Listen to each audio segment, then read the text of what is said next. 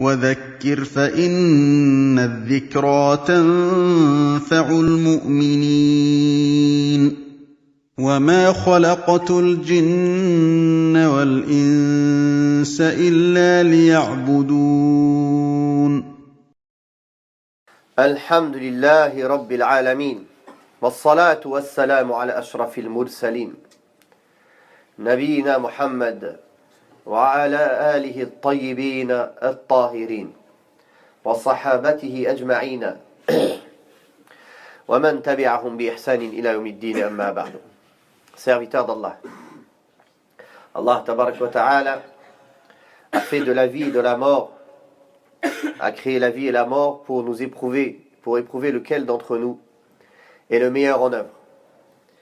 Il a fait que cette vie de ce bas monde est un passage et que la vie de l'au-delà est la vie ou de félicité ou bien de châtiment qui est la vie éternelle et la vie qui demeure, la demeure éternelle. La mort est une créature qu'Allah tabaraka wa ta'ala a créée qui va toucher tous les fils d'Adam et toutes les filles de Hawa. La mort est une réalité à laquelle personne ne peut échapper et qui ne prévient pas avant de venir. Et par la sagesse d'Allah subhanahu wa ta'ala qu'il a fait la vie et la mort, malgré la mort et malgré tous les gens qui partent autour de nous, malgré cela, nous sommes encore dans l'oubli et dans l'insouciance et dans le délaissement de nos obligations religieuses vis-à-vis d'Allah subhanahu wa ta'ala. Allah tabaraka wa ta'ala a dit dans le Coran al-Karim, certes, chaque âme va goûter à la mort, et vous recevrez votre pleine récompense le jour du jugement dernier. Celui qui a été éloigné du feu de l'enfer et qui fut entré au paradis, c'est certes lui qui a réussi.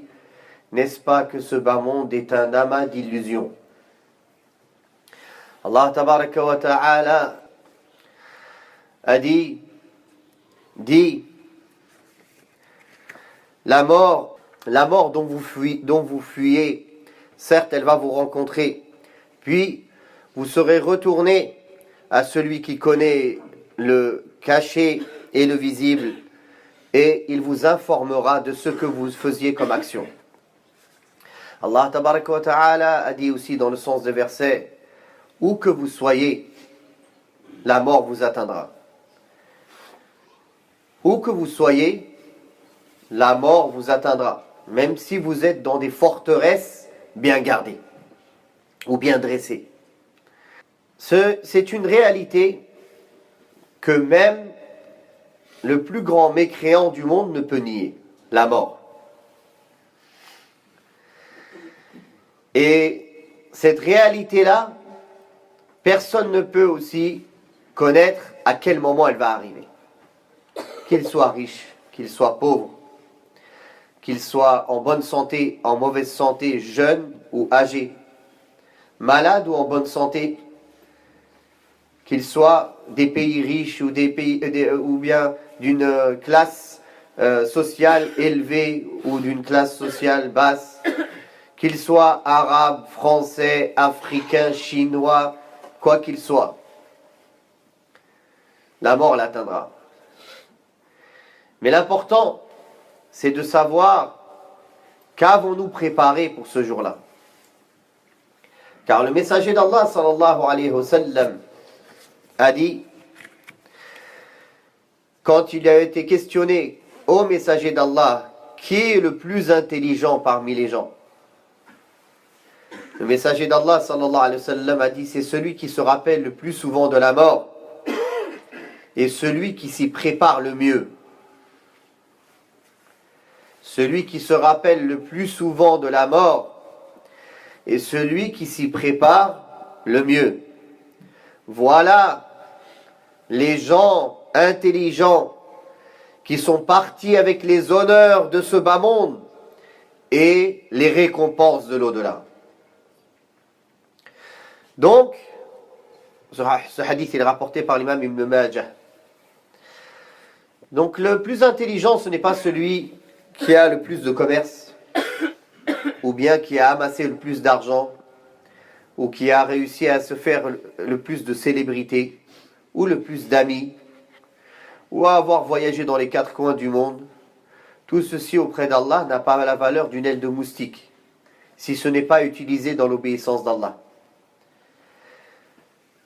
La personne qui a amassé toute sa vie de l'argent, quand il va mourir, il va regretter cet argent, sauf s'il l'a utilisé dans le bien, dans les liens de parenté, dans les obligations, dans les dépenses obligatoires, la zakat, les dépenses vis-à-vis de ses enfants, de sa femme, de ses parents, de ses proches, des voisins, des gens nécessiteux, dans les bonnes œuvres, à droite, à gauche, devant lui, derrière lui. Celui-là, son argent sera bénéfique pour lui, car il l'a utilisé, il l'a, incha'Allah, acquis d'une manière licite, et il l'a utilisé de la meilleure des manières.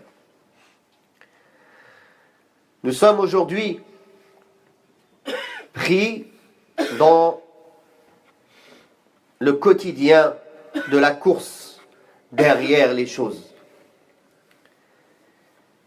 Qui d'entre nous pense tous les jours à la mort?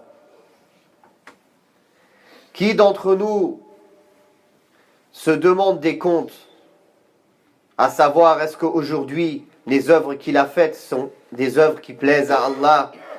Est-ce qu'il est prêt aujourd'hui, si quand il meurt le soir, car chaque personne meurt le soir, quand on dort, on meurt. Et quand on se réveille, Allah nous ramène à la vie, il nous rend notre âme. Donc quand on meurt le soir, on ne sait pas si on va se réveiller le matin. Qui d'entre nous se sent prêt à partir quand il se couche le soir?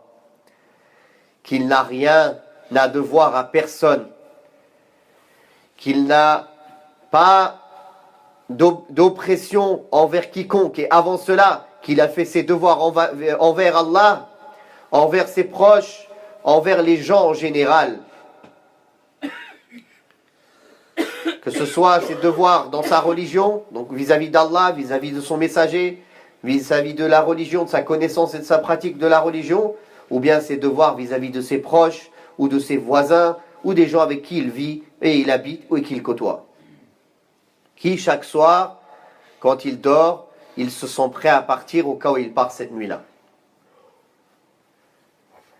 Alors que le messager d'Allah, sallallahu alayhi wa sallam, a dit que la plus intelligente des personnes, c'est celle qui se prépare, qui se rappelle le plus souvent la mort, et qui se prépare le plus à la mort, en faisant des bonnes actions, en ayant une foi correcte, et en faisant des bonnes actions. Pour finir, serviteur d'Allah, le messager d'Allah, sallallahu alayhi wa sallam, a dit: celui qui fait de tous ses soucis un seul souci, le souci de l'au-delà, Allah lui suffira les soucis de ce bas monde et les soucis de l'au-delà. Celui qui a le souci de l'au-delà, c'est celui qui se soucie d'être toujours juste dans tout ce qu'il fait, de toujours faire ce qu'il fait de la manière qui plaît à Allah, et de ne jamais mettre en colère Allah subhanahu wa ta'ala dans tout ce qu'il fait ou dans tout ce qu'il délaisse. Celui qui a ce souci-là, Allah lui facilite les soucis de ce monde et les soucis de l'au-delà. Sachez aussi, pour finir, que ce bas monde est un monde d'épreuves, de fatigue, de difficultés, de maladies, de soucis. Mais le paradis n'est pas gratuit. Les soucis, les maladies, les difficultés et les malheurs qui nous touchent, qu'est-ce que c'est en réalité? On va mourir, on va partir. Tout ceci, ça va être oublié. C'est rien. Tout ça, on va le laisser derrière nous. C'est une demi-journée. Yawm al-Qiyamah, quand on va demander aux gens, c'est combien de temps ils ont passé sur terre?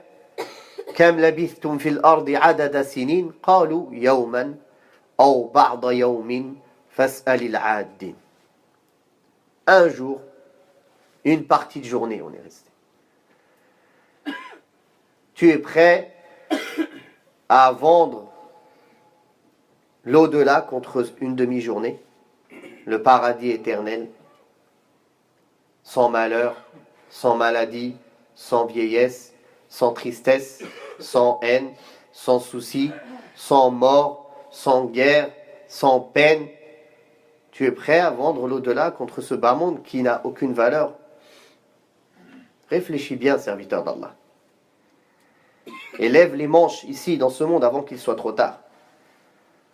Par un repentir sincère envers Allah de tous les péchés, les grands et les petits, et un attachement à ses obligations et à la sunna de son prophète Muhammad sallallahu alayhi wa sallam, car la seule réussite est dans ce chemin-là.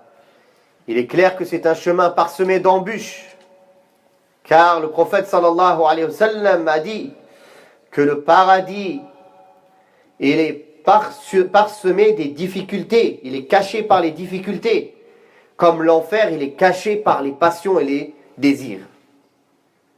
فنسأل الله تبارك وتعالى أن يثبتنا جميعا بالقول الثابت في الحياة الدنيا والآخرة. ربنا آتنا في الدنيا حسنة وفي الآخرة حسنة وقنا عذاب النار. ربنا لا تزغ قلوبنا بعد إذ هديتنا وهب لنا من لدنك رحمة إنك أنت الوهاب والحمد لله رب العالمين. وقل رب زدني علما